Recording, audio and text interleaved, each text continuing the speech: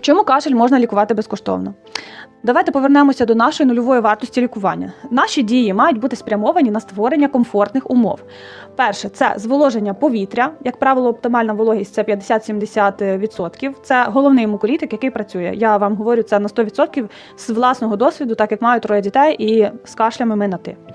Далі, температура. Повинно бути прохолодно в кімнаті, не повинно бути дуже жарко. І третє – це рясне пиття. 3 компоненти – це вологість, температура і рясне пиття. Повірте, що жоден сироп не працює краще, ніж ці прості умови, за рекомендаціями ВОЗ.